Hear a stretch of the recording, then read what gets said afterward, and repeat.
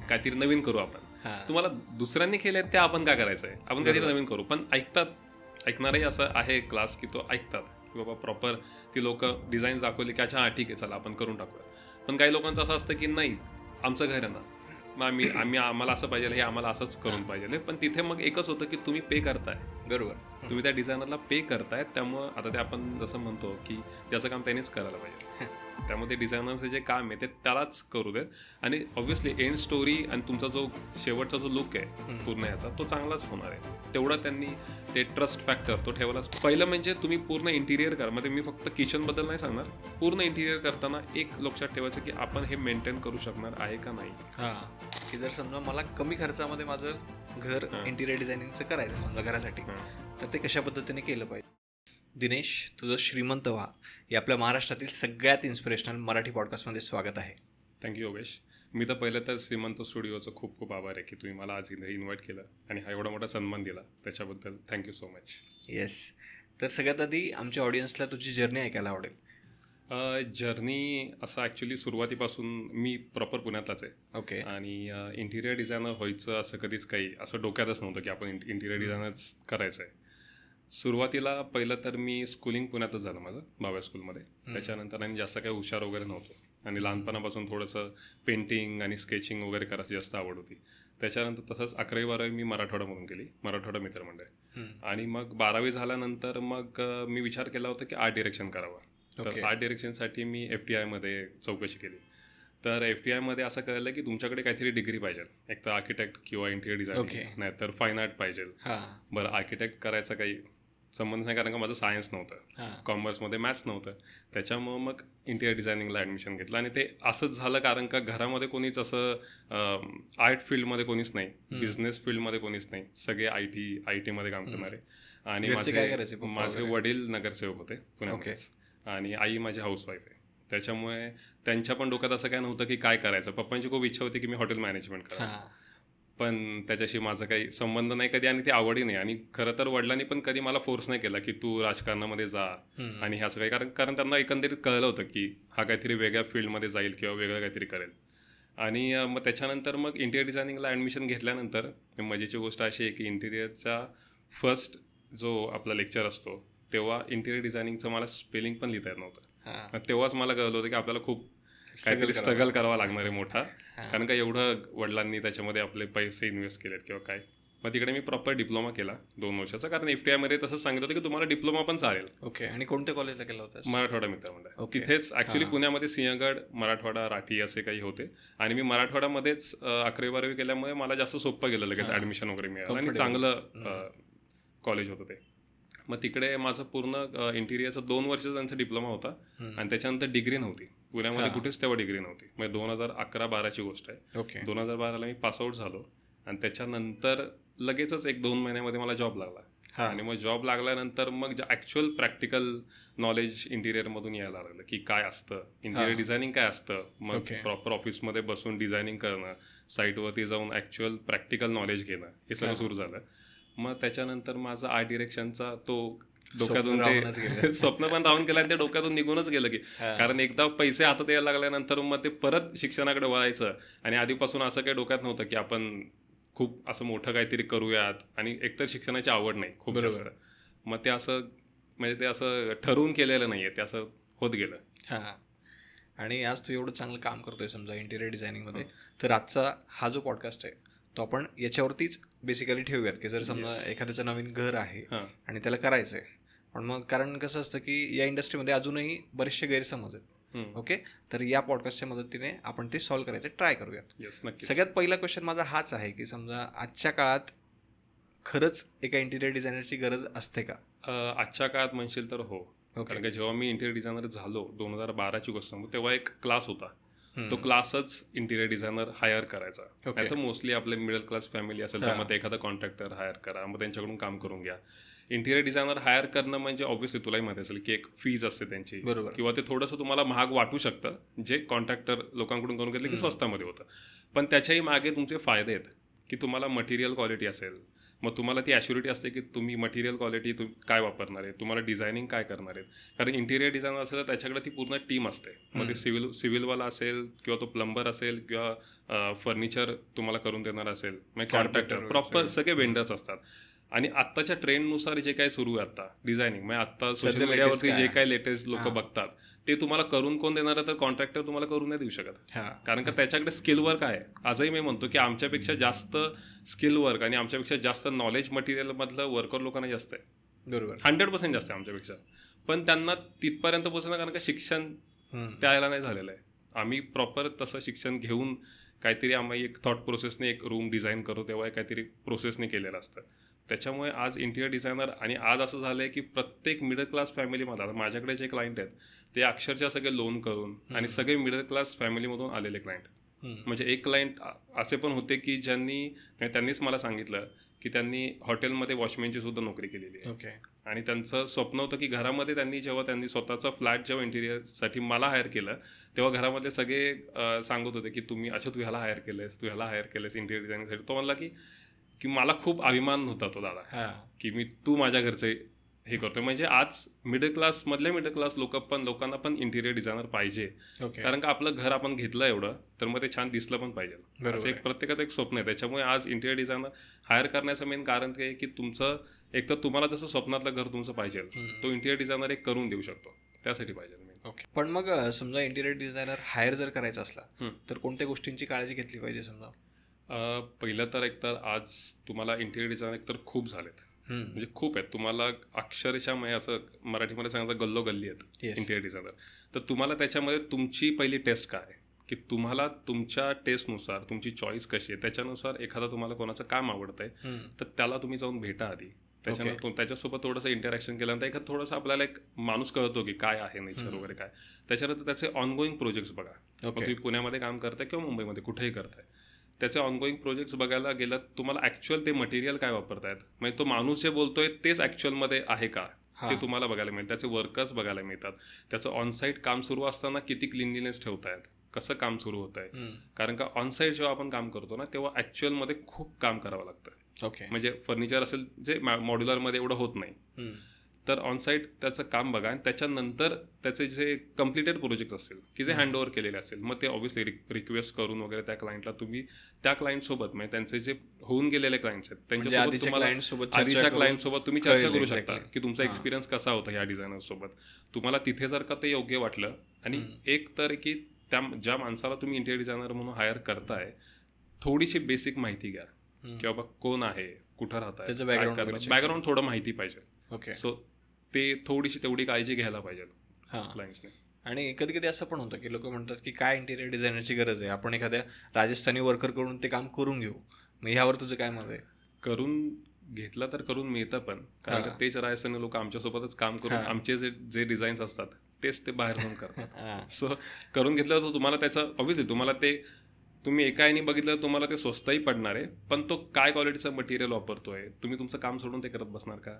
नाही. Interior designer higher करण्याचं main काम हे की तुम्हाला ते काम करायला वेळ नाही आहे. आज IT फील्डमध्ये जे लोक आहेत त्यांना रोजचा जॉबमध्ये वेळ काढून हे काम करण्यासाठी वेळ नाही आहे. इंटिरियर डिझायनर हायर करण्याचं मेन कारण ते आहे. आणि कॉन्ट्रॅक्टरला काम दिलं की मग तो नक्की काय तिथे प्लाय वापरतोय, नक्की लॅमिनेट काय वापरतोय, नक्की कितीमध्ये काम करून देतोय, काय करतोय, हे सगळं बघण्याची खूप गरज आहे. आणि एकदा काम झालं की मग ते परत रिवर्क आणि हे होण्याची म्हणजे त्याला चान्सच नाही मग काही. आणि अजून एक गोष्ट म्हणजे की तुम्ही इंटिरियर डिझायनर हायर केल्यानंतर आणि कॉन्ट्रॅक्टर हायर केल्यानंतर दोन्हीमध्ये फरक आहे की फिनिशिंग. कारण इंटिरियर डिझायनर त्यांच्या डोक्यावरती बसून फिनिशिंग करून घेतात, त्याशिवाय त्यांचे पेमेंट्स आम्ही रिलीज नाही करत. कारण का शेवटी आम्हाला उत्तर द्यायचं क्लायंट. बरोबर. मी जर फिनिशिंग नाही दिलं तर क्लायंट माझं पेमेंट रिलीज नाही करणार आणि मी तोपर्यंत वर्कर लोकांचं पेमेंट रिलीज नाही करणार. त्यामुळे तुमचं फिनिशिंग खूप महत्त्वाचं आहे. आणि असंही होतं म्हणजे आम्ही ऐकलेले किस्से आहेत काही की कॉन्ट्रॅक्टर हायर करतात लोक आणि मग त्याच्यानंतर मग ते पैसे घेतात, थोडंफार काहीतरी काम करणार, मग साहेब एवढे पैसे पाहिजे तेवढे पैसे पाहिजे असं पैसे घेऊन ते गावाला निघूनही गेलेले. मग नंतर तुम्ही त्यांना कॉन्टॅक्ट कसं करणार? बरोबर आहे. हेच मी आता मागाच्या तुझ्या प्रश्नामध्ये सांगितलं की तुम्ही इंटिरियर डिझायनरला जेव्हा भेटताय तेव्हा तुम्ही त्याची ऍटलिस्ट थोडीशी बॅकग्राऊंड आपल्याला माहित असते ना की तो कुठे राहतोय, काय करतोय. आणि जेव्हा तुम्ही प्रोफेशनल माणसाला देताना तेव्हा ॲटलिस्ट मी म्हणेल की 80% चान्सेस तरी कमी आहेत तुम्हाला फसवण्याचे, जेवढं कॉन्ट्रॅक्टर लोकांमध्ये चालतात ह्या गोष्टी. म्हणजे ही पण एक साईड आहे हो, की जी लोकं लक्ष देत नाही समजा. नक्कीच आहे, नक्कीच. कारण आपण एकदा जर पैसे इन्व्हेस्ट केले तो जर पळून गेला तर मग काही फायदाच नाही, काहीच फायदा नाही. मग तुमच्याकडे बरं त्याचा काय तुमच्याकडे डिटेल्स आहेत का, काहीच नाही. मग तुम्हाला तेवढं मग हे राहावं लागेल की त्याचे डिटेल्स घ्या, तो कुठे राहतोय ते बघा, पण तेवढा कोणाकडे वेळ आहे. बरोबर. हे मग एका ठिकाणी पैसे वाचवायला जाणार, दुसरीकडे पैसे जाणार तुमचे. बरोबर. आणि जर समजा तुला काय वाटतं की अशा कुठल्या चुका आहेत की ज्या क्लायंट्सनी इंटिरियर डिझायनिंगचं काम करत असताना करू नये? चुका करू नये, आता मी त्याला चुका नाही म्हणणार, कारण कसं असतं प्रत्येकाचं घर प्रत्येकाने घेतल्यानंतर प्रत्येकाला असं वाटतं की अरे आपल्याला पाहिजे तसं डिझाईन झालं पाहिजे, माझी अशी इच्छा आहे की माझं घर असं पाहिजे. कारण का सोशल मीडियावरती इतके व्हिडिओज बघतात लोक, इन्स्टावरती असेल किंवा यूट्यूबवरती वगैरे एवढे व्हिडिओज बघतात की हे पाहिजे. ठीक आहे, तुम्ही ते जेव्हा बघता ना तेव्हा तुम्ही जो माणूस हायर केलेला आहे, तुम्ही जो इंटिरियर डिझायनर हायर केलेला आहे, तुम्ही तुमची टेस्ट आणि त्याची जी डिझाईन करण्याची टेस्ट आहे ती तुम्ही मॅच झाल्यामुळे तुम्ही त्याला हायर केलेत. बरोबर. पहिलं तर आधी तो काय डिझाईन करतोय, मग आम्ही जसं आधी सुरुवातीला आम्ही 3D डिझायनिंग करतो, मग तो आधी काय डिझाईन करतोय ते आधी बघा तुम्ही. त्याच्यानंतर मग तुम्ही तुमचे इनपुट्स द्या की सर आपण एवढे 4 गोष्टी आहेत, या 4 गोष्टी आम्हाला आवडतात, मग आपण याच्यामध्ये काहीतरी करूयात. मग तिथं तुम्ही जर फोर्सफुली केलं तर डिझायनर शेवटी म्हणा की अच्छा चल ठीक आहे करून घेऊयात, काही प्रॉब्लेम नाही. पण ते त्याचं एंड प्रोडक्ट खूप वाईट होतो आणि हे झालेलं आहे. सगळं मूड ऑफ होतं. हो, मूड ऑफ होतो, वाईट होतं काम. वाईट होणं म्हणण्यापेक्षा ते दिसायला बरं नाही दिसत, कारण का आम्ही प्रत्येक गोष्ट मायन्यूट आम्ही बघितलेली असते की बाबा मग त्याच्यामध्ये कलर कॉम्बिनेशन असेल, मग त्याच्यामध्ये शेप्स असतील, कसं डिझाईन पाहिजे. कारण का तुम्ही व्हिडिओमध्ये बघता ते तुमच्याच घरामध्ये फिट होईल अशी गॅरंटी नाही आहे. ओके. त्याच्यामुळे डिझायनर जेव्हा किंवा तो डिझाईन करतो एखादा, त्याच्यामध्ये खूप थॉट प्रोसेस आहे किंवा ते का डिझाईन केलेलं आहे. मग तुम्ही 4-5 गोष्टी त्यांना सांगा ना. आता माझेही क्लायंट्स मला सांगतात की सर हे आवडतंय, हे आपण ॲड करूया. ते मग मी तिथे ॲड करतो, कारण का शेवटी त्यांचं घर आहे, त्यांना इथं राहायचं आहे. तर मी तुला म्हटलं तसं की डिझायनरच्या आधी 3D त्यांनी प्रॉपर बघितले पाहिजे की त्यांनी काय डिझाईन्स केलेत, आणि मग त्याच्यानंतर मग त्यांनी त्यांचे थोडेसे इनपुट द्यायला पाहिजे की बाबा आम्ही ह्या काही गोष्टी काढलेल्या आहेत, मग ह्या आपण कुठे फिट करू शकतो. मग ठीक आहे, तुम्ही 5 गोष्टी काढल्यात, त्यातल्या 2 गोष्टी तरी डिझायनर प्रयत्न करतो कुठेतरी टाकायचं. बरोबर. जे पर्सनली मी माझ्या अनुभवावरून सांगतो की ते होतं बऱ्याच वेळा की सर आपण हे करू, सर आपण हे असं पाहिजे, किंवा माझे झालेले प्रोजेक्ट्सपैकी त्यांना काही डिझाईन्स आवडलेले असतात, मग आम्ही ते तरी मी त्यांना दरवेळेस सांगत असतो की काहीतरी नवीन करू आपण. तुम्हाला दुसऱ्यांनी केले त्या आपण काय करायचं आहे, आपण काहीतरी नवीन करू. पण ऐकणारही असं आहे क्लास की तो ऐकतात की बाबा प्रॉपर ती लोक डिझाईन्स दाखवली की अच्छा ठीक आहे चला आपण करून टाकूयात. पण काही लोकांचं असं असतं की नाही आमचं घर आहे ना, मग आम्हाला असं पाहिजे, हे आम्हाला असंच करून पाहिजे. पण तिथे मग एकच होतं की तुम्ही पे करताय. बरोबर. तुम्ही त्या डिझायनरला पे करताय, त्यामुळं आता ते आपण जसं म्हणतो की ज्याचं काम त्यानेच करायला पाहिजे.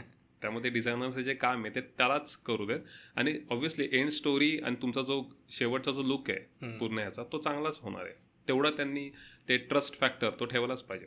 ओके. म्हणजे तुझं असं म्हणणं आहे की समोरच्यावरती ट्रस्ट ठेवा तर तुमचं काम विश्वास. हे बघ शेवटी 3-4 महिने काम करायचं आहे आणि हे टीमवर्क आहे. क्लायंटने डिझायनरवरती आणि डिझायनरने वर्कर्सवरती. हा ट्रस्ट फॅक्टर मध्ये राहायलाच पाहिजे. तिथे जर का ट्रस्ट फॅक्टर राहिला नाही ना, हे टीमवर्क आहे, तिथे जर का ट्रस्ट फॅक्टर राहिला तर मग हे काम शेवटपर्यंत मध्ये 3 महिन्यामध्ये काहीतरी होणार. मग ते तिथं ऍक्च्युअल काम करणारे लोक मग ते, आणि मग काय होतं चेंजेस खूप होतात.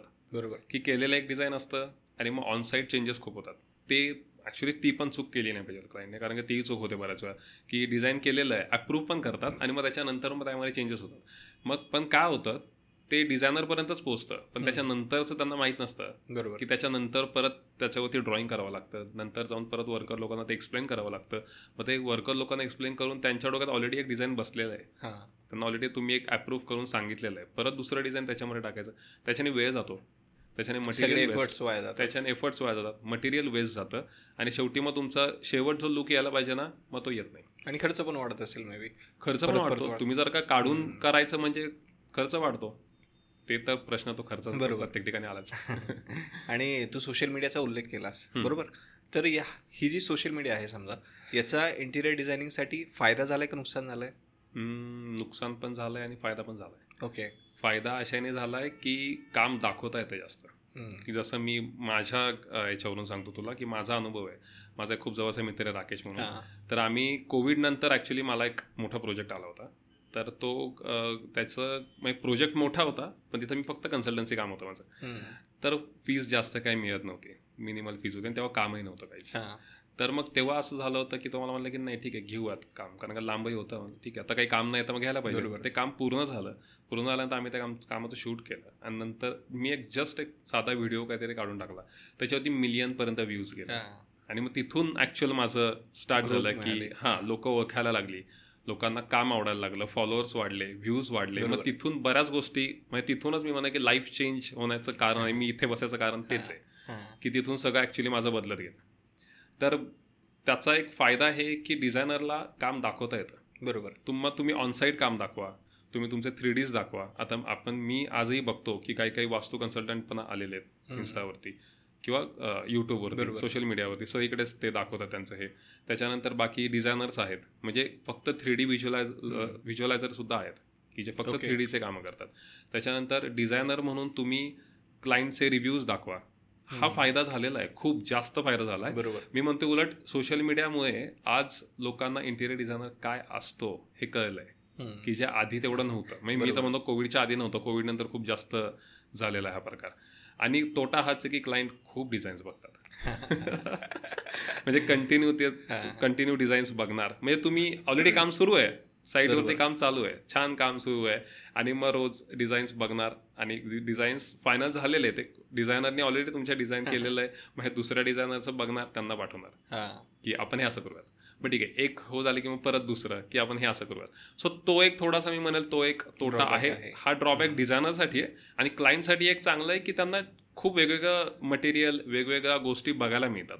असंही झालंय की बाहेरच्या देशामध्ये खूप वेगवेगळ्या प्रकारचे मटेरियल्स दाखवतात जे आपल्याला सोशल मीडियावरती दिसतात. ओके. पण इथं नाही मिळत. ते पण आहे.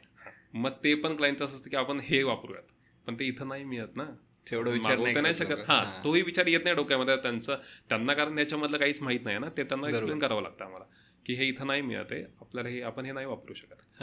तर हे आहेत फॅक्टर की त्याचा फायदा पण तेवढाच आहे. आणि मी म्हणेल फायदा 80% आहे, थोडंसं 20% नुकसान हेच आहे, त्याला काय करू शकत नाही. बरोबर. कारण आपल्याला म्हणजे बाकीच्यांचे पण कामं बघता येतात ना, म्हणजे ॲज अ इंटिरियर डिझायनर म्हणून तुला पण बाकीच्या इंटिरियर डिझायनरचे कामं बघता येतात की जर सोशल मीडिया जर नसतं तर तू कधी चेक करता आलं नसतं तुला. येस. मी तर नक्की मी आवडीने बघतो की कोण काय काम करत आहे, कोण काय नवीन डिझाईन आणतंय, कोण काय नवीन मटेरियल यूज करतंय, आणि ते बघायला ती एक मजा पण आहे ना, कारण आपल्यालाही त्याच्यातून शिकायला जास्त मिळतं.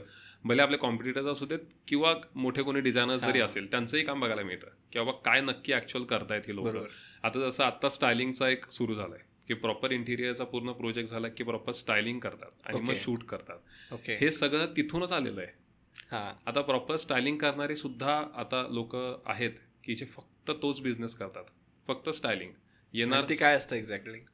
ते तुमचा पूर्ण इंटिरियरचा प्रोजेक्ट झाला की त्याच्यानंतर जेव्हा शूट असतं प्रॉपर, आम्ही जेव्हा इंटिरियरचं शूट करतो तेव्हा ती लोक येतात, पूर्ण सेटअप लावतात, ते पूर्ण सेटअप लावणार. तुमचं पूर्ण शूट झालं की ते सेटअप घेऊन जाणार. मग त्याचं काय, त्यांचं जे काय असेल ते भाडं वगैरे असतं ते आम्हाला पे करावं लागतं. सो आधी आम्ही इनहाऊस पण करायचो आणि आत्ताही आम्ही इनहाऊस पण करतो. पण स्टायलिंगचा आत्ता मी जस्ट एक प्रोजेक्ट केला, स्टायलिंग मी बाहेर दिलं होतं. तर त्याच्यामध्ये फरक आम्हाला हा जाणवला की त्या लोकांमध्येच ते आहे की प्रॉपर तिथे काय पाहिजे, तिथे कुठली बेडशीट पाहिजे, तिथे कुठली पिलो पाहिजे, काय कुशन्स पाहिजे, कुठला कलर पाहिजे, परफेक्ट त्यांना ते जमतं. तर त्याच्यामुळे तिथे त्यांना हायर करण्याचं, मग आम्ही त्यांना हायर करतो तिथे, मग ते करण्याचं एक कारण वेगळं आहे. सो सोशल मीडियाचा हा खूप मोठा फायदा झालेला आहे की लोक वेगवेगळ्या पद्धतीने वेगवेगळ्या प्रकारे बिझनेस करतात. मग त्याच्यामध्ये मग नेमप्लेट्स आले, त्याच्यामध्ये आर्टिफॅक्ट्स आले. हो, सगळ्यांनाच फायदा होतोय. आहेच आहे नेमप्लेट्स. आता माझ्याकडे आम्ही यूज करतो, काही कस्टमाइज नेमप्लेट्स बनवतात. बरोबर. रेक्झिनमध्ये वगैरे बनवतो, बघितलं रेक्झिनमध्ये वगैरे. मग सो तो हे आर्ट म्हणजे आर्ट करणाऱ्या लोकांना सुद्धा ह्याच्यामध्ये रोजगार मिळतोय. हो, खूप मिळतोय. त्यामुळे त्याचा फायदा खूप जास्त आहे. आणि आता जर समजा मला जर माझ्या घराचं करायचं समजा इंटिरियर डिझायनिंग, तर मी कशा प्रकारे प्लॅनिंग केलं पाहिजे? आता मागाशी मी म्हटलो तसं, एक तर पहिले डिझायनर एक पाहिजे आणि त्याचा अनुभव किती आहे. किंवा तो नवखाच आहे, आत्ताच पासआउट झालाय आणि मग तो करतोय, कारण एक्सपिरियन्स पण मॅटर करतो खूप जास्त. म्हणजे फक्तच इंटिरियर डिझायनर आहे आणि पासआउट आत्ताच झाले, वर्ष झाले किंवा 6 महिने झाले, तर त्याच्यामध्ये थोडंसं मग असतं ना की अरे भाऊ आहे किंवा कोणतरी नातेवाईक आहे, हा करेल.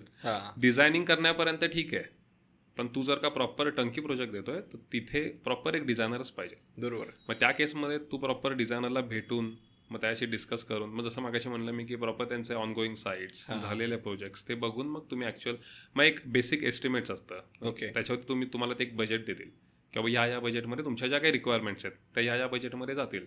मग त्याच्यानंतर काय होतं ते बजेट सांगितल्यानंतर मग ऑनसाईट जेव्हा काम सुरू होतं ना त्याच्यामध्ये बरेच गोष्टी ॲड होतात. ओके मग होतात. मग ते बजेट वाढायचं कारण काय असतं की काम वाढत जातं. अरे आपण इथे पण हे करू तिथे पण ते करू. त्यामुळे मी माझ्या क्लायंटला सुद्धा सांगतो की तुम्ही आत्ता आपण हे बजेट ठेवलं ना ठीक आहे मला माहिती आहे हे ॲक्च्युअल काम सुरू असतं ना तुम्हाला अजून इच्छा होते ते होतच बरोबर की अरे हे राहिलंय आपण हे करूयात थोडं हे असं करूयात हे अजून चांगलं होईल ते होतं ते तर होतच. आणि जर समजा आता आपण हॉल पासून स्टार्ट करूयात की जर समजा आता माझा हॉल आहे आता जागा कमीच असते आपल्याकडे आजकालच्या कंडिशनमध्ये मग कमी जागेमध्ये आपण आणखी स्पेसियस कशा प्रकारे दाखवू शकतो. त्याच्यामध्ये पहिलं तर एकतर मिनिमल सगळं फर्निचर पाहिजे. टीव्ही युनिट असेल एकतर एक तुम्हाला एकच कुठली तरी गोष्ट हायलाईट करायची. ओके कारण आजकाल काही काही डिझायनर्स असतात की ते फॉल सिलिंग पण हायलाईट करतात टीव्ही युनिट पण हायलाईट होतं मग तुमचा सोफा पण हायलाईट केलेला आहे. तर तसं न करता तुम्ही जेवढं मिनिमल फर्निचर ठेवाल म्हणजे फक्त तुम्हाला सिटिंगसाठी तुमच्याकडे सोफा आहे टीव्ही युनिट केलेलं आहे डेकोरेटिव्ह पीसेस लावलेले आहेत आणि कलर एकदम लाईट कलर वापरलेत तर त्याच्यामुळे तुमची रूम जास्त मोठी दिसणार आहे. मग जसं बेडरूममध्ये की तुम्ही फुल हाईट वॉर्डरोब्स घ्या ओके फुल हाईट कर्टन्स जसं बाल्कनीचं डोर्स असतील तर तुम्ही तिथं फुल हाईट कर्टन्स लावू शकता की त्याच्यामुळे तुमचे रूम्स मोठ्या दिसतात हाईटला पण. कारण आजकाल आपण बघितलं तर फ्लॅटमध्ये हाईट्स खूप जास्त नसतात त्याच्यामुळे फॉल सिलिंगला पण तुम्ही जास्त डिझाईन्स जेवढं तुम्ही फॉल सिलिंगमध्ये डिझाईन ॲड करतात तेवढं तुमचं सिलिंग खाली येणार आहे. तर तुम्ही जेवढं प्लेन सिलिंग ठेवाल जेवढं तुम्ही लाईट इफेक्ट्समध्ये खेळाल तेवढं तुमचं घर जास्त मोठं दिसणार आहे. ओके सो अवॉइड एकच करायचं की खूप प्रत्येक गोष्ट तुम्हाला हायलाईट नाही करायचं आहे आणि खूप बोल्ड कलर्स यूज नाही करायचं.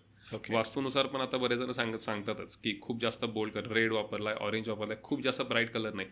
एकच कुठला तरी असा एक हे पाहिजे तुमच्या आयटम की बाबा तुम्ही टीव्ही युनिट हायलाईट केलंय किंवा वॉलपेपर लावलाय कुठेतरी किंवा तुमचा सोफा हायलाईट होतोय तेवढंच बस आहे. बरोबर तेच म्हणजे ते म्हणतात ना की त्याच्यामध्येच तुमचा पूर्ण एस्थेटिकली सगळं सोफास्टिकेटेडपणा जो म्हणतो ना तो त्यातच दिसतो. ओके आणि समजा आता फॉल सेलिंगचं तू सांगितलंस त्याच्यामध्ये आणखी काय करू शकतो आपण की कुठलं डिझाईन अवॉइड करायला पाहिजे किंवा काय. मोस्टली सर्क्युलर डिझाईन्स ओके किंवा आधी चालायचे म्हणजे अगदी 2009-10 साली वगैरे चालायचे की थोडे वेडेवाकडे डिझाईन्स करतात वेव्समध्ये काहीतरी करायचं मग सर्क्युलर किंवा सिलिंगमध्ये वॉलपेपर लावायचे आणि केलंय. मग मी सुरुवातीला जेव्हा डिझाईन्स करायचो 2011-12 मध्ये मला असं अजून पण आठवतंय की सिलिंगमध्ये जे बेडच्या मागे जो वॉलपेपर आहे तो सिलिंगमध्ये म्हणजे हे डिझाईन्स केलेले कारण तेव्हा तो एक ट्रेंड होता. तर ते नाही केलं पाहिजे आताच्या कंडिशनला. तुम्ही फॉल सिलिंग हे फक्त लाईट फिटिंग्स लावण्यासाठीच त्याचा वापर करा की तुम्ही जेवढं ते प्लेन ठेवाल त्याला जेवढा कमी लेयर्स ठेवाल तेवढं तुमचं घर मोठं दिसणार आहे आणि दिसायला जास्त स्पेशियस दिसणार आहे. ओके सो ते थोडं करणं गरजेचं आहे. आणि जर सोफ्याबद्दल काही सजेशन सांगशील. आता सोफा तुम्ही कुठल्या थीममध्ये जाता त्याच्यावर आहे. तुम्ही जर मॉडर्न थीममध्ये जाणार असाल तर तुम्हाला प्रॉपर मॉडर्न सोफा लागेल. मग तुम्ही 3 सीटर घ्या एल शेप घ्या. आता लोक म्हणतात की एल शेप नाही यूज केला पाहिजे कारण पण काही लोकांना सवय असते की झोपूनच बघायचं आहे. बरोबर मग तिथे एल शेपचा तुम्हाला यूज होणार आहे. आणि भारतीय बैठक पण असते. हो आता आम्ही आमच्या प्रोजेक्टमध्ये बऱ्याच ठिकाणी भारतीय बैठक करतो. भारतीय बैठकचा एक चांगला उपयोग म्हणजे त्याच्यामध्ये तुम्ही स्टोरेज करू शकता. भारतीय बैठक असल्यामुळे त्याच्यावरती तुम्ही कुशन्स तुम्हाला पाहिजे तेव्हा त्याचे तुम्ही कलर्स चेंज करू शकता. ते खूप नंतर मग ते रिझनेबल रेटमध्ये होतं ते सगळं आणि त्याचा मल्टिपल यूज आहे की तुम्हाला स्टोरेज करता येतं मुव्हेबल आहे आणि फर्निचरमध्ये केल्यामुळे नॉर्मल सोफ्याची जी काय म्हणू शकतो आपण एक टिकाऊपणा आहे त्याच्यापेक्षा भारतीय बैठकला जास्त आहे. बरोबर मग तो पुढच्या 10 ते 15 वर्ष तुम्हाला त्याला लॉंग लास्टिंग जास्त आहे आणि भारतीय बैठक केल्यामुळे तुमचा हॉलही मोठा दिसतो कारण तो आय लेवलच्या खाली जातं ते. बरोबर त्याच्यामध्ये दिसायलाही मोठं दिसतं एखादा माणूस त्याच्यात झोपवू शकतो. मग त्याचे मी तुला म्हणलो तसं की त्याचे उपयोग खूप आहेत. आता आणि जर मला समजा आणखी जर फर्निचर आणायचं असलं तर मग ते मी मॉड्युलर केलं पाहिजे का की डायरेक्ट फॅक्टरीमधून डायरेक्ट आणलं पाहिजे की ते कस्टमाइज करून घेतलं पाहिजे. ते आता तुम्ही तिथे राहत असाल किंवा तुम्ही जर ॲक्च्युअलमध्ये फ्लॅटमध्ये राहत असाल आणि तुम्हाला जर का तिथे नॉईस नको असेल बाबा तिथं कार्पेंट्री वर्क करतोय आणि मग तुमच्याकडे लहान मुलगा आहे तर मग तुम्ही तो ऑप्शन द्या. पण तो ऑप्शन देताना पण तुम्ही जाऊन ॲक्च्युअल फॅक्टरीमध्ये बघा की तो प्लायमध्ये करतोय पार्टिकल बोर्डमध्ये करतोय का MDF मध्ये करतोय. कारण मॉड्युलर हे MDF मध्ये सुद्धा चालतं पार्टिकल बोर्डमध्ये सुद्धा चालतं. ओके की त्याचं मग लावल्यानंतर त्याचं वर्षभरामध्ये खुळखुळच होणार आहे. त्याच्यामुळे तुम्ही ऑनसाईट आम्ही आता जे करतो आम्ही ऑनसाईट काम करतो. प्रॉपर कस्टमाइज्ड सगळं वॉल म्हणजे वॉर्डरॉप पासून बेड्स असतील किंवा टीव्ही युनिट वगैरे सगळं ऑनसाईट. ओके. की त्याची तुम्हाला पुढचे 15 ते 20 वर्ष त्याकडे बघायची गरज लागत नाही. आणि क्लायंटला पण एक काय म्हणतो ना आपण, एक ती ट्रान्सपरन्सी असते. क्लायंट कधीही जाऊन साईटवरती बघू शकतो बरोबर की काम काय चाललंय, मटेरियल कुठलं. हा, माझे सुद्धा क्लायंट रात्री 10-10 वाजता साईटवरती जातात, काय मटेरियल वापरतायत, कुठलं फेविकॉल वापरतायत, काय, हो, म्हणजे मी जे सांगितलंय तेच वापरतोय का नाही. हा, म्हणजे असं कोणी बघत नाही जाऊन, पण गेलं तरी त्यांना ते कळणार आहे ना. आता हेच तुम्ही मॉड्युलर केलं तर तुम्ही जाऊन फॅक्टरीमध्ये रोज नाही बघू शकत की तिथे काय चालू आहे, बाकी करणार काय. ते बाहेरून सगळं रंगरंगोटी करून आणणारे आणि फिटिंग करणार आहेत. सो त्या याच्यामध्ये मॉड्युलर तुम्ही किचन करा की ज्याचे शटर्स आहेत जे फॅक्टरीमध्ये बनवून मग आणून फिटिंग करता, कारण का ते छोट्या अमाऊंटला आहे. पण तुम्ही वॉर्डरॉप करताय, तुम्ही बेड पूर्ण मॉड्युलर करताय, तर त्याचं पुढे तुम्हाला ते रोजचं यूजमध्ये आहे ना तुमच्या, बरोबर, त्याचं पुढे तुम्हाला 10-15 वर्ष त्याचा हे झाला पाहिजे, यूज झाला पाहिजे. आणि त्याची मटेरियल क्वालिटी, कारण तुम्ही जेव्हा पार्टिकल बोर्डमध्ये आणि MDF मध्ये करताय तर त्याचे हिंजेस वगैरे जे असतात लावल्यानंतर ते सोडून देणार आहे. ओके. आणि त्याची लगेच क्वालिटी बघूनच कळते लगेच. सो ती काळजी घ्यायला पाहिजे की तुम्ही मॉड्युलरमध्ये करायचंय, मग आम्ही क्लायंटला रिक्वेस्ट करतो की तुम्ही शिफ्ट व्हा दुसरीकडे. ओके. आणि मग आपण काम करूयात. बरोबर, कारण ते एकचदा होणार आहे. हो, माणूस जर एवढे पैसे इन्व्हेस्ट करतोय तर मग त्याचा फायदा पण झाला पाहिजे. आणि असंही होतं की क्लायंट होता की नाही आम्ही राहणार इथेच, पण राहून काम करणं कम्प्लिटली नॉट पॉसिबल, ते होतच नाही. कारण का ते काय होतं, तिथे धूळ असते, बरोबर, कार्पेंट एक तर टाइम मॅच होत नाही, मग क्लायंटला काहीतरी बाहेर जायचं असतं, मग ह्यांचा वर्कर लोकांचा टाइम मॅच होत नाही. सो तो म्हणजे जिथे 3 महिन्याने 2 महिने लागणार आहे ते काम 5 महिन्यावर जातं. बरोबर, कारण का टाइम मॅनेजमेंट होत नाही त्या केसमध्ये. त्यामुळे आम्ही मोस्टली रिक्वेस्ट करतो क्लायंटला की तुम्ही शिफ्ट व्हा, पूर्ण काम होऊ देत. कारण काही लोकांच्या डोक्यामध्ये असं की फर्निचर करायचं ना, मग फक्त काय बेड वॉर्डरॉप केला, TV युनिट केलं की झालं. पण त्याच्या मागे तुम्हाला नंतर पेंटिंग करून घ्यावं लागतं, इलेक्ट्रिक पॉईंट्स तुम्हाला करावे लागतात, फॉल सिलिंग करावं लागतं. हे सगळं झाल्यानंतर तुम्हाला कर्टन्स आले, या सगळ्या गोष्टीला नाही म्हटलं तरी 1.5 ते 2 महिने जाणारच आहेत. तुम्हाला जर कम्प्लीट एक 2 BHK करायचा किंवा 3 BHK करायचं आहे, ते पण डिझाईन प्रोसेस झाल्यानंतर. ओके. कारण मग परत डिझायनिंग झाल्यानंतर ऑनसाईट काम सुरू झाल्यानंतर परत डिझायनिंगमध्ये चेंजेस आले की परत काम थांबणार. बरोबर आहे, कारण का वर्कर तिथे राहून काम करतात. कार्पेंटर लोक वगैरे असतात ते तिकडे ऍक्च्युअल राहतात साईटवरती, आणि त्यांनी काम पण चांगलं होतं ना, म्हणजे ते जास्त वेळ तिथं थांबतात म्हटल्यावर तेवढंच काम चांगलं होतं. मग ते आता काय काय सोसायट्यांचे टाइम्स असतात की तुम्ही या टाइममध्ये काम नाही करायचं, मग ते थोडं फॉलो करावंच लागतं. थोडं नाही, ते प्रॉपर फॉलो करावं लागतं की 1 ते 4 काम बंद, 2 ते 4 काम बंद, रविवारी काम नाही करायचं, हो, हे सगळं असतं. किंवा बँक हॉलिडे असेल तुमचा, गव्हर्नमेंट हॉलिडे असेल तर तेव्हा बंद ठेवावं लागतं. त्याच्यामध्ये मग आम्ही आधीच क्लायंटला सांगतो की टाइम लागणार आहे. कारण काय होतं, मेन जो टाइम आहे ना तो 1 ते 4च असतो. बरोबर, की जिथे ऍक्च्युअल काम चालतं. मग क्लायंट रिक्वेस्ट करतात की तुम्ही 4 ते 8 करा, किंवा मग थोडंसं रात्री न आवाजाचं काम होऊ शकतं ना. त्याच्याबद्दल आम्ही पण नाही म्हणत नाही, ते होतं ना काम न आवाजाचं, पण जे मेन आवाजाचं काम आहे ना ते होत नाही. त्याचा तो मेन टाइम तोच 1 ते 4 असतो. मग त्याच्यामध्ये मग जिथं तुझं काम 2 महिन्यात होणार आहे ते जवळपास 3 महिन्यामध्ये जातं. ओके. आता मला सांग की समजा मला किचन डिझाईन करायचं आहे, तर ते कशा पद्धतीने आपण करू शकतो?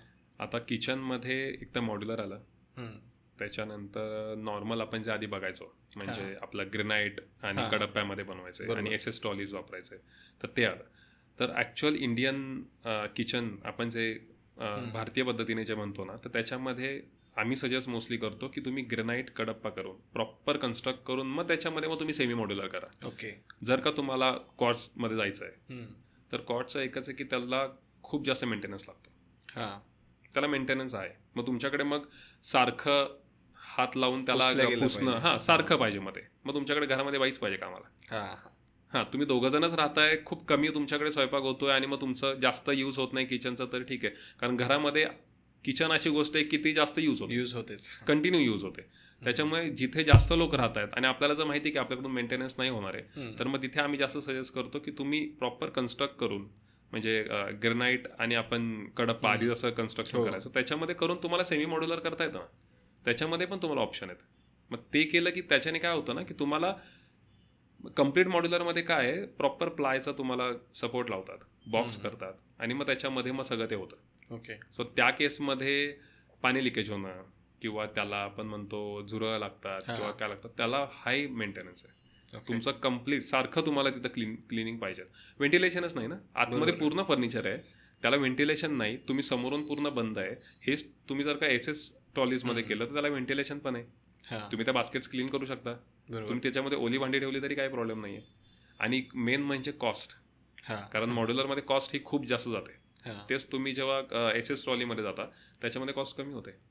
हां, फक्त एकच डिसएडव्हान्टेज आणि ॲडव्हान्टेज आपण जर बघितले तर मॉड्युलर किचनमध्ये सॉफ्ट क्लोज हे स्मूथ क्लायंटचं हो त्याच्यामुळे मोस्टली आत्ता लोक जास्त त्याच्यामध्ये जायला प्रिफर करतात की प्रॉपर ब्रँड आहे, मग त्याचं सॉफ्ट क्लोज होत आहे, दिसायला खूप प्रीमियम दिसतं, दिसायला प्रीमियम दिसतंच, पण मग त्याच्यामध्ये तुम्हाला प्रॉपर मॅट यूज करायचं की तुम्ही ओली भांडी ठेवू शकत नाही, ओली भांडी ठेवली तरी खाली मॅट आहे, मग ही एवढी काळजी घेतली गेली पाहिजे. बरोबर. हेच तुम्ही SS ट्रॉलीमध्ये केलं तर त्याच्यामध्ये तुम्हाला बास्केट्स काढून रिमूव्ह करून तुम्हाला क्लीन करतात, फक्त त्याच्यामध्ये तुम्हाला सॉफ्ट क्लोज पण येतं, पण तो त्या लेवलचा सॉफ्ट क्लोज होत नाही जेवढं मॉड्युलरमध्ये आहे. बरोबर. आणि कॉस्टमध्ये म्हणशील तर ही गोष्ट जर तुला 100 रुपयाला मिळणार आहे तर SS ट्रॉली तुला 30 रुपयाला मिळणार आहे. इतका कॉस्ट डिफरन्स आहे. आणि हाही क्लायंटने समजून घेण्याचं पहिलं म्हणजे तुम्ही पूर्ण इंटिरियर करा, म्हणजे मी फक्त किचनबद्दल नाही सांगणार, पूर्ण इंटिरियर करताना एक लक्षात ठेवायचं की आपण हे मेंटेन करू शकणार आहे का नाही, मग करा. बरोबर. मग तुम्ही ते वॉल पॅनलिंग करा, नाही तर तुम्ही ते टीव्हीमध्ये काहीतरी टीव्हीच्या पॅनलवरती काहीतरी करा, किंवा तुम्ही किचनमध्ये कुठलंही.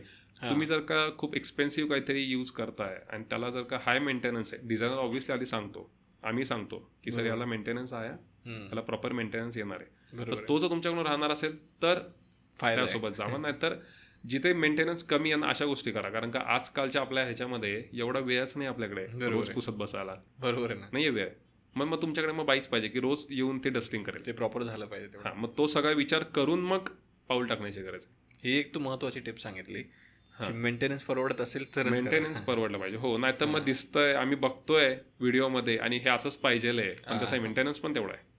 कॉस्ट तर चला कॉस्ट तुम्ही सोडून द्या थोडा वेळ, मेंटेनन्स, मग तो मेंटेनन्स तुमच्याकडून राहणार आहे का? मग तुम्ही मला सांगा, एवढा खर्च करून तुम्ही जर का ते टिकलंच नाही तर काय फायदाच नाही. मग ते जर का 6 महिन्यांनी वर्षभरामध्ये खराब झालं तर त्याला काहीच नाही कोणी करू शकत, कारण ते मेंटेन पण ठेवायची गरज आहे तेवढं. ओके. मग ते तुम्ही नॉर्मल तुम्ही स्लायडिंग वॉर्डरोब्स करा, त्याच्यामध्ये पण मेंटेनन्स हा आलाच. तुम्ही नॉर्मल वॉर्डरोब करा, त्याच्यामध्ये पण मेंटेनन्स आला. तुम्ही कसंही त्याला यूज केलं तर ते खराब होणारच आहे. तुम्ही किती ब्रँड वापरा, ते आहे, ते खराब होणार आहे. त्याच्यामुळे तुम्हाला मेंटेनन्स हा पाहिजे. मेंटेनन्स जर का तुमच्या डोक्यात असेल की बाबा नाही आमचं राहणीमान म्हणजे टापटीप आहे, रोज आमच्याकडे बाई येते किंवा आम्ही स्वतः ते क्लीन करतोय, एवढं असेल तर मग तुम्ही त्या पद्धतीने काम करा. आता मला सांग की जर समजा हे जे इंटिरियर डिझायनिंग करायचं असतं, याचं ओव्हरऑल बजेट कसं डिवाइड होतं? ते तुमच्या एकतर रिक्वायरमेंटवरती आहे. पहिलं तुम्ही जी रिक्वायरमेंट एकतर तुम्ही लिस्ट केली पाहिजे रिक्वायरमेंटची, की तुम्हाला काय काय करायचं आहे. त्याच्यानंतर ज्या काही सुशोभीकरणाच्या गोष्टी आहेत, मग जसं वॉलपेपर लावणं असेल, पॅनलिंग करायचं आहे, कुठेतरी काहीतरी तुम्हाला फ्रेम लावायची किंवा बऱ्याच गोष्टी त्याच्यामध्ये, तर ह्या सगळ्या तुम्ही नंतर ॲड करा. तुमचं त्याच्यानंतर तुमचं बजेट राहिलं तर मग या सगळ्या गोष्टी ॲड करा. आणि मग त्याच्यात पण डिपेंड करतं की तुम्हाला डिझायनर काय ऑफर करतोय, की आपण हे करूयात, हे कमी खर्चामध्ये होईल, हे करूया, ह्याच्यामध्ये थोडं कॉस्टिंग जास्त जाईल, याला मेंटेनन्स जास्त आहे, हे नका करू. हे सगळं डिझायनरवरती डिपेंड करतं. कारण का ॲज अ क्लायंट तुला माहितीच नाही ना की मी तुला काय ऑफर करणार आहे. काम झाल्यानंतर जर मी सांगितलं की सर याला खूप मेंटेनन्स आहे बरं का, तू काय म्हणशील की तुम्ही आधी सांगायचं ना, आपण हे घेतलंच नसतं. बरोबर. सो ह्या सगळ्या गोष्टी खूप ट्रान्सपरन्सी आणि खूप क्लिअर करण्याच्या गोष्टी आहेत, की हे असं असं करायचं आणि हे असं असंच होणार आहे. आणि मग त्याच्यानंतर एक कॉस्टिंग निघते की तुम्ही आत्ता जे रिक्वायरमेंट सांगितल्यात आणि तुमच्या बाकीच्या ज्या इच्छा आहेत करायच्या त्याच्यामध्ये अजून ॲड, ते सगळं कॉस्टिंग करून मग हे इथपर्यंत जात आहे. आणि मग ह्या केसमध्ये मग असं होतं की जसं मी मगाशी म्हटलं की तुम्हाला कॉस्टिंग एकतर प्रत्येकाकडून वेगवेगळी येणार. हां, म्हणजे मला बेसिकली एवढं समजलं की 2 गोष्टी महत्त्वाच्या आहेत. पहिली गोष्ट म्हणजे आपली रिक्वायरमेंट, आणि दुसरी गोष्ट म्हणजे तुम्ही कुठला डिझायनर हायर करतात, याच्याने तुमचं फायनल बजेट डिसाईड होईल. कारण का त्याच्यामध्ये पण बऱ्याच वेगवेगळ्या, प्रत्येकाचं त्याच्यावरती बोलू शकत नाही, कारण प्रत्येकाचं कॉस्टिंग वेगळं आहे, मटेरियल क्वालिटी वेगळी आहे, ते खूप फरक पडतो त्याच्यामध्ये. ओके. की जर समजा मला कमी खर्चामध्ये माझं घर इंटिरियर डिझायनिंगचं करायचं समजा घरासाठी, तर ते कशा पद्धतीने केलं पाहिजे? आता कमी खर्च म्हणजे बघ, आमच्याकडे पण क्लायंट येतात की सर बजेट कमी आहे, आमचं बजेट फार एवढंच आहे, मग तेवढ्यातच बसवून द्या. ते बसवून देणं तर होत नाही, ठीक आहे. मग त्यांना मी एक सांगतो की तुमचं बजेट कमी आहे ना, कमी खर्चामध्ये आपल्याला करायचं ना, मग आपण एक आधी लिस्ट डाऊन करूयात की किती तुमच्या रिक्वायरमेंट्स काय काय आहेत, तुम्हाला काय काय करायचं आहे. आणि मग त्याच्यामध्ये मी त्यांना सजेस्ट करतो की हे गरज नाही आहे, हे करू नका, आपण इथे पैसे वाचवूयात, ओके, आपण इथले पैसे आपण इथे इन्व्हेस्ट करूयात, कारण की ही जास्त गरज आहे तुमची. जसं आत्ता आपण इंटिरियर करताना पहिलं किचन तुम्ही विचार केला पाहिजे होती की किचन पहिलं तुम्ही करून घ्या, त्याच्यानंतर मग बेड आला, वॉर्डरोब आलं, मग टीव्ही युनिटमध्ये तुम्ही थोडं डिझायनिंगमध्ये मग तुम्ही पार्टमध्ये तुम्ही खेळू शकता. मग फॉल सिलिंगच्या डिझाईनमध्ये तुम्ही खेळू शकता की तिथे तुमचे पैसे जास्त वाचतील. कारण याच्यामध्ये जिथे तुम्ही डिझायनर हायर करणार आहे त्याला जर तुम्ही एकदा सांगितलं की आपलं बजेट आमचं कमी आहे आणि तो डिझायनर तुम्हाला त्या कमी खर्चामध्ये जर बसून देणार असेल ना तर तो बरोबर डिझायनिंग करताना ती थॉट प्रोसेस डोक्यात ठेवूनच डिझायनिंग करतो. कारण डिझायनिंग करणारा हायर साईडला आणि मग काम सुरू केल्यानंतर मग सर एवढं नाही तुमचं बजेट कमी होतं पण डिझायनिंग तर इथं केलंय ते नाही चालू शकत. मग ते डिझायनरचं पण तेवढंच काम आहे की तुम्ही काय पद्धतीने डिझाईन देताय आणि हे क्लायंटनी पण डोक्यात घ्यायला पाहिजे की बाबा माझं बजेट एवढं आहे ना तर मी डिझायनिंग एवढं नाही बघणार आहे, मला डिझायनिंग पण त्याच वेने बघायचं आहे. मग तुम्ही ते किचन मग तुम्ही त्याच्यावरती विचार करा की तुम्हाला किचनमध्ये काय करायचं. मग जसं मागाशी मी सांगितलं की तुम्ही टेंडम करायच्या ऐवजी तुम्ही SS मध्ये जावा आणि ॲक्च्युअल इंडियन किचनमध्ये SS ट्रॉलीज जास्त ड्युरेबिलिटी देतात तुम्हाला, ड्युरेबिलिटी जास्त यूज होतो त्याचा. तर तो विचार करा तुम्ही की तुम्हाला पुढचे 15 वर्ष 20 वर्ष बघायची गरज लागत नाही. मग वॉर्डरोब आला, बेड आलं, मग फॉल सिलिंगमध्ये तुम्ही जास्त डिझाईन्स घेऊ नका. मग कर्टन्समध्ये तुम्ही जास्त इन्व्हेस्ट तुम्हाला नसेल करायचं तर तुम्ही फुल हाईट कर्टन घेऊ नका, तुम्ही डोअर हाईटच कर्टन यूज करा. सो ह्या सगळ्या गोष्टी तुम्ही आधी सगळ्या लिस्ट डाऊन करून त्याच्यावरती बजेट काढलं पाहिजे. आणि असं नाही की तुम्ही म्हटले की कमी खर्चामध्ये माझं एवढंच आहे मग ते तेवढंच थोडंसं प्लस मायनस तर हे होतं सर्व आणि कमी खर्चात होत नाही कारण ते जातच पुढे. कारण आजकाल काय झालंय ना सोशल मीडिया बघून क्लायंटचे काय म्हणताला अपेक्षा जास्त आहेत त्या लेवलची झालेली आहे. तो एक बेंचमार्क आता सेट झाला आहे की वॉर्डरोब बेड आता ह्यात तर रोजच्याच गोष्टी आहेत. किचन पण करायचंय, हे पण करायचंय, पण त्याच्यासोबत बाकीच्या पण गोष्टी करायच्यात, सुशोभीकरणाच्या गोष्टी करायच्यात. मग त्याच्यामध्ये मग डिझायनरचा पार्ट आहे की त्या सुशोभीकरणाच्या गोष्टी ज्या आहेत त्याच्यामध्ये तुम्ही किती कमी खर्चामध्ये तुम्ही करताय. मग तुम्ही वॉलपेपर वापरा, मोल्डिंग्स करा की जे कमी खर्चामध्ये होतं, की जे बघून महाग वाटलं पाहिजे पण ते कमी खर्चात झालं पाहिजे. बरोबर. इथे स्किल डिझायनरचं आहे की तुम्ही कसं करताय ते, बरोबर, किती कमी खर्चामध्ये क्लायंटला खुश करताय. इन शॉर्ट ते करू शकतो आपण. ओके, म्हणजे यातून मला काय कळालं की सगळ्यात आधी डिझायनर सोबत ट्रान्सपरंट राहा की बाबा माझं एवढं बजेट आहे आणि एवढ्याच्यात आपल्याला करायचं आहे. हो, पण ते क्लिअर पाहिजे. बजेट असतं आणि अपेक्षा पण मग क्लिअर ठेवायच्या. नाही, बजेट पण असतं काही वेळेला, पण सांगताना मग की नाही ह्याला आधी आपण कमीच सांगूयात, नाहीतर मग आधी जास्त सांगायचं, आधी जास्त नको सांगायला ह्याला कमी सांगू आपण, असं नाही होत. त्यामुळे तुम्ही जे काय ते क्लिअर सांगा असेल ते ट्रान्सपरंट. हे बघ तू 100 रुपये सांगितले आणि लागणार जर का 70 रुपयाचे आहेत तर मी त्याकडून 100 रुपये नाही घेणार आहे. बरोबर. हे तर ऍक्च्युली डिझायनरचं काम आहे की सर 70 रुपयेच लागणार आहेत, तुम्ही 100 रुपये द्यायची गरज नाहीये, 100 रुपये लावायची पण गरज नाही. मग तिथे क्लायंट हा विचार करतो की आपण आधी 100 नको सांगायला, लागणार 70 असेल तर हा 100 बोलायचा. बरोबर. सो ते एक तू म्हणतो तसं ती ट्रान्सपरन्सी खूप पाहिजे. आणि अपेक्षा पण त्याच लेवलच्या पाहिजे, जसं बजेट असेल त्या लेवलच्या अपेक्षा पाहिजे. बरोबर आहे, जसं तुमचं बजेट आहे तसंच. म्हणजे याच्यात मराठी भाषेमध्ये सांगायचं तर अंतरून बघूनच पाय पसरायचं. आणि त्याच्यानंतर तिसरा मुद्दा मला असं समजला की ज्या महत्वाच्या गोष्टी आहेत त्या आधी करून घ्या आणि त्याच्यानंतर जर पैसे तुमचं बजेट उरलं तर मग बाकीच्या गोष्टींमध्ये हे करा. मग आणि असं काही नाहीये, आम्ही स्वतःने केलेले आहेत की कमी खर्चामध्ये कमी बजेटमध्ये सुद्धा इंटिरियर पूर्ण केल्यानंतर क्लायंट इतका खुश होतो, क्लायंट म्हणतो की मला वाटलं नव्हतं की हे या लेवलचं काम होईल. बरोबर. मग ते असं काही नाहीये की तुम्ही खूप डिझाईन केलंय, प्रत्येक वॉलवरती काहीतरी केलंय मग तुम्ही ते इंटिरियर केलंय. मग असं कोणाला येऊन कळणार नाही की अच्छा इंटिरियर डिझायनरनी केलंय का, नॉट नेसेसरी. तुम्ही तिथं मिनिमल गोष्टी ठेवल्या ना तरी तिथं पण इंटिरियर डिझायनर असू शकतो, तिथंही तो काम करू शकतो. ओके, सो ते डोक्यात ठेवायला पाहिजे लोकांनी. ओके, खूप छान पद्धतीने तो उत्तर दिलेस, थँक्यू सो मच. आणि शेवटचा आपण एक क्वेश्चन घेऊया की जर समजा एखाद्याला ॲज अ करिअर म्हणून इंटिरियर डिझायनिंग करायचं आहे तर त्याच्यासाठी तुझं काय सजेशन असेल? मी माझ्यावरूनच सांगतो. पहिलं तर मी आधी सुरुवातीला मी सांगितलं असं इंटिरियर डिझायनिंगचा पूर्ण मी कोर्स जेव्हा केला, डिप्लोमा केला, त्याच्यानंतर मी काही जॉब केला, त्याच्यामध्ये माझा असा खूप असा कल नव्हता की आपण इंटिरियर डिझायनर व्हायचं आहे काहीतरी खूप मोठं वगैरे असं. तेव्हा मी पेंटिंग्समध्ये जास्त होतो. तेव्हा मला वॉटर कलरचे पेंटिंग्स मी वॉटर कलरमध्ये खूप जास्त काम केलेलं आहे मी. तर माझे गुरु आहेत विनय जोशी म्हणून, त्यांनी मला शिकवलं आहे. तर त्यांच्यासोबत मी काही एक्झिबिशन्स केले. त्याच्यानंतर मी काही कॉम्पिटिशन्समध्ये पार्टिसिपेट केलं होतं. त्याच्यामध्ये मला 2 नॅशनल लेवलचे अवॉर्ड्स मिळाले, एक दिल्लीमध्ये आणि एक नागपूरमध्ये. तर तिथे खूप जास्त मग ते अवॉर्ड मिळाल्यानंतर मग ते अजून खूप त्याच्यामध्ये मला रस यायला लागला. मग स्टेट लेवलचे काही मला अवॉर्ड्स मिळालेले. पण मग असं झालं की थोडंसं लॉकडाऊन वगैरे लागलं, मग त्याच्यामध्ये मग पेंटिंग्स पण करतोय, मग इंटिरियर पण करतोय, ते काही मिसमॅच व्हायला लागला आणि ते होत नाही. आणि आवड म्हणून तुम्ही आर्टिस्ट म्हणून करताय, तुम्ही पेंटिंग्स करता, ते आवड म्हणून नाही करू शकत ना. बरोबर. त्याच्याने तुमचा रोजीरोटी नाही चालणार आहे. बरोबर. आणि लकीली मी इंटिरियर केल्यामुळे मग मी थोडंसं तिकडे फोकस केलं. आणि मगाशी सांगितलं तसं की ते माहीत नाही, ते असं झालं आणि मग ते मी जसं म्हणलं की व्हिडिओ व्हायरल झाला आणि मग लोक ओळखायला लागली, मग तिकडून कामं यायला लागली.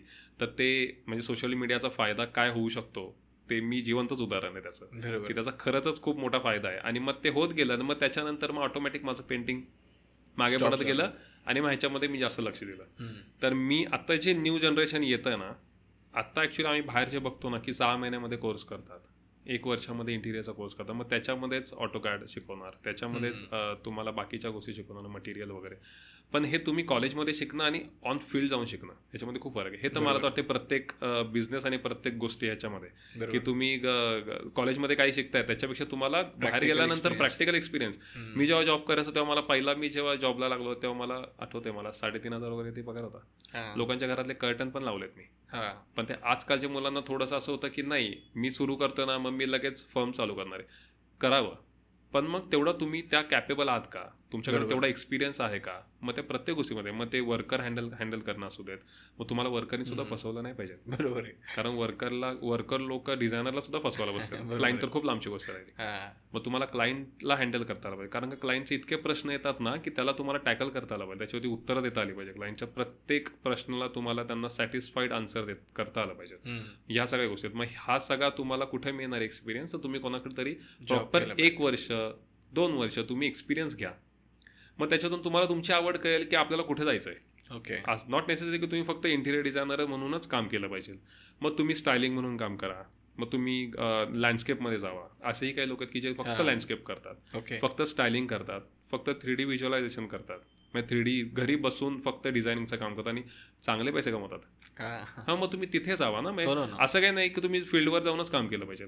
मग तुम्ही लाईट्समध्ये जावा, मग तुम्ही वॉलपेपर्समध्ये जावा. खूप गोष्टी आहेत. म्हणजे इंटिरियर डिझायनिंग ह्या याच्यामध्ये खूप मल्टिपल स्कोप आहे बिझनेस करण्यासाठी, खूप जास्त आहे.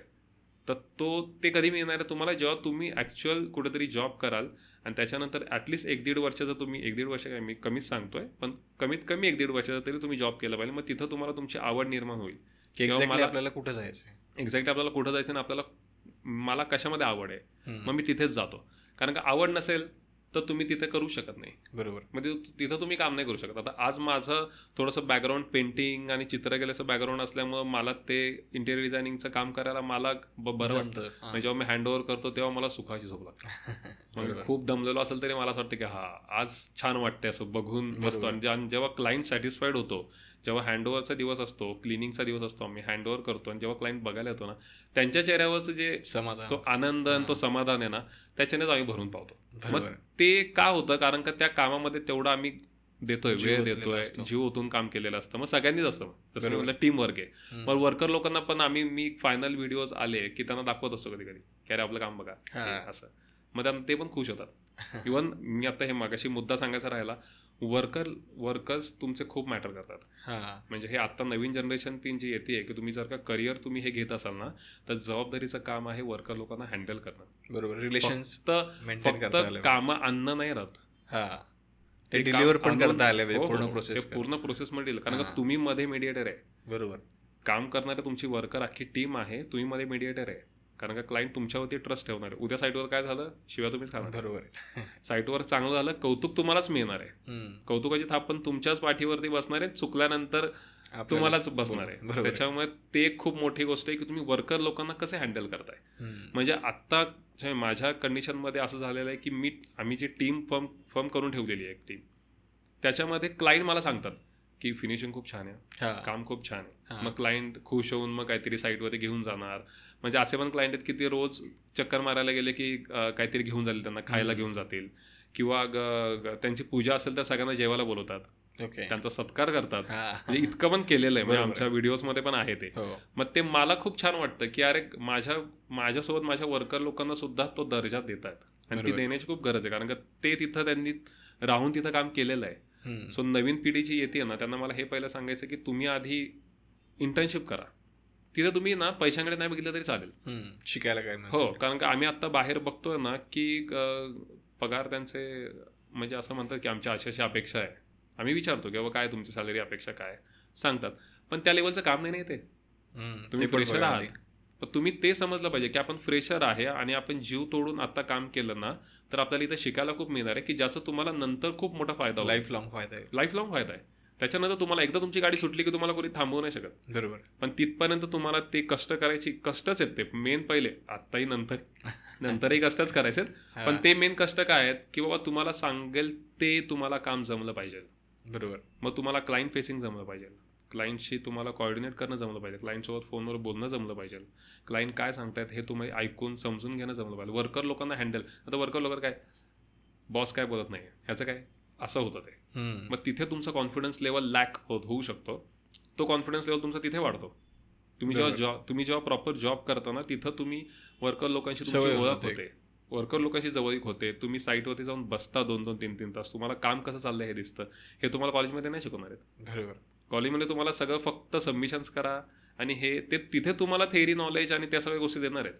पण ते ॲक्च्युअल प्रॅक्टिकल तुम्हाला साईटवरती जाऊन शिकायला मिळणार आहे. त्याच्यामुळे माझं नवीन आता पिढी येते ना, त्यांना ते सांगायचं की तुम्ही जाऊन इंटर्नशिप करा कुठेतरी, प्रॉपर तुम्ही 1-1.5 वर्षाचा जॉब करा, मग तुम्ही ठरवा की तुम्हाला कुठल्या साईडला जायचं आहे. ओके. इंटिरियर डिझायनर म्हणून तुम्हाला फर्म ओपन करायचे का आणि स्वतःचं ऑफिसच थाटायचं लगेच, त्याचीही गरज नाही, तेही करायची गरज नाही आहे. कारण का तेही करून लगेचच तुम्ही, आज मी ऑफिस टाकलं लगेच कोणी मला काम येऊन देणार नाही जोपर्यंत मी माझं काम दाखवत नाही. आणि म्हणजे अशी एक वेळ होती की जेव्हा माझ्याकडे ऑफिस नव्हतं, मी घरी जाऊन मीटिंग्स करायचो. म्हणजे असं काही नाही की तुम्ही ऑफिस दाखवाच तुमचं, तुम्ही घरी जाऊन मीटिंग्स करा, तुमच्या कामातून तुमचं हे दिसू देत, स्किल दिसू देत. आणि जेवढं तुम्ही ट्रान्सपरंट राहणार आहे ना की माझं हे असं काम आहे, हे मी काम करतोय आणि ह्या लेवलचं काम आहे, तुम्ही एक काम चांगलं केलं त्यातून तुम्हाला दुसरे काम येणार. बरोबर. माउथ पब्लिसिटी खूप महत्त्वाची. सो त्या गोष्टीला, प्रोसेसला वेळ लागतोच आणि तो वेळ द्यायला पाहिजे आणि मग ऑटोमॅटिक पुढच्या गोष्टी घडतील. ओके. तर खूप छान मार्गदर्शन तू केलं आहे आणि जे नवीन स्टुडंट्स आहेत त्यांच्या नक्कीच हे उपयोगाचं आहे असं तर मला 100% वाटतं. मलाही बरं वाटेल की त्यांनी याच्यातून काही घेतलं तर. येस. तर थँक्यू सो मच दिनेश, आज तुझ्याशी गप्पा मारून मला खूप छान वाटलं. आणि मला असं वाटतं की आपली जी काही ऑडियन्स आहे त्यांना पण एक व्हॅल्युएबल इन्फॉर्मेशन या पॉडकास्टच्या माध्यमातून नक्कीच मिळेल. हो, म्हणजे मी पण असं अपेक्षा करतो की मी खूप चांगली इन्फॉर्मेशन दिली असेल की त्यांना त्याचा फायदा होईल, त्यांचं घर जेव्हा ते रिनोव्हेट करतील किंवा इंटिरियर करून घेतील तेव्हा. आणि मला आज इथे बोलवल्याबद्दल, एवढा मोठा सन्मान दिल्याबद्दल आय एम रिअली थँकफुल.